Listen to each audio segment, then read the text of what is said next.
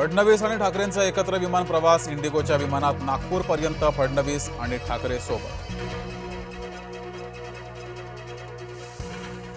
खासदार फुटीनंतर उद्धव ठाकरेंचा पहिलाच विदर्भ दौरा.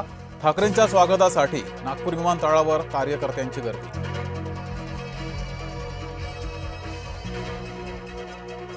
भाजपात ब्राह्मण विरुद्ध मराठा संघर्षाची ठिणगी आहे का? पुण्यातल्या कार्यक्रमात जातीवरून हेटाळणी झाल्याचा आरोप. मेधा कुलकर्णी आणि अभिमन्यू पवार यांच्यात वाद.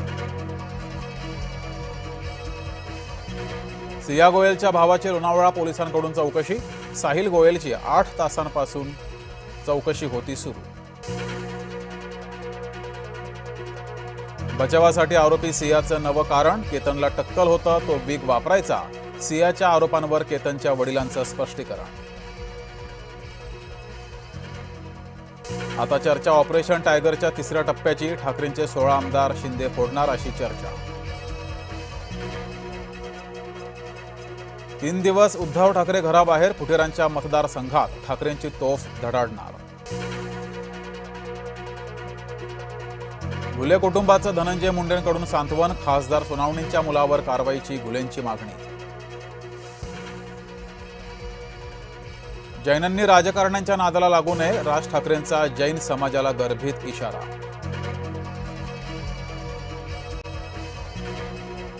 निलेश चंद्र आणि राज ठाकरे आमने सामने. राजकारणी जैन लोकांच्या मागे मागे फिरतात. निलेश चंद्र मुनी यांच्या वक्तव्यानं नवी ठिणगी.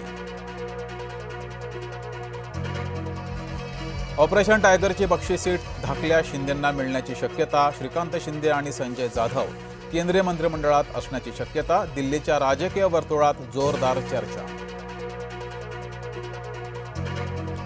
केतनच्या खुनात अनेकांचा सहभाग. अग्रवाल कुटुंबाच्या आरोपानं प्रकरणाला नवं वळण.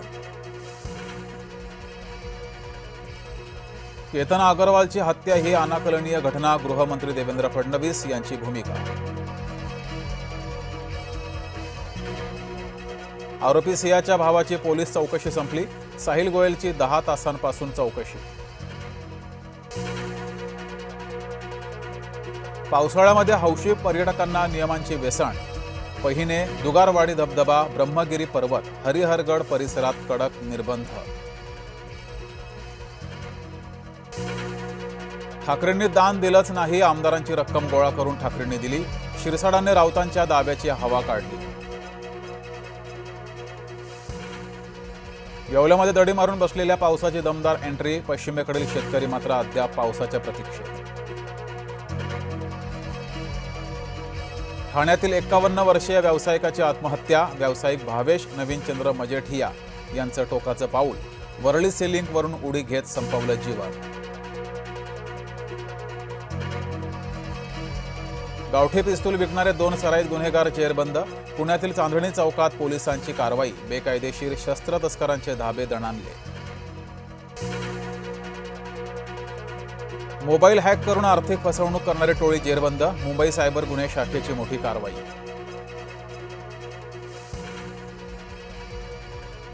विषारी दारू प्रकरणाचा तपास सीआयडीकडे देण्याचा निर्णय योग्य. दोषींवर मकोका लावून संपूर्ण रॅकेट उद्ध्वस्त करा. माजी उपसभापती डॉक्टर नीलम गोरे यांची मागणी. नवी मुंबईत खडकाळ माळ रानावर 5000 वृक्ष लागवड. राज्यात वनविभाग आणखी झाडं लावणार. वनमंत्री गणेश नाईकांची घोषणा.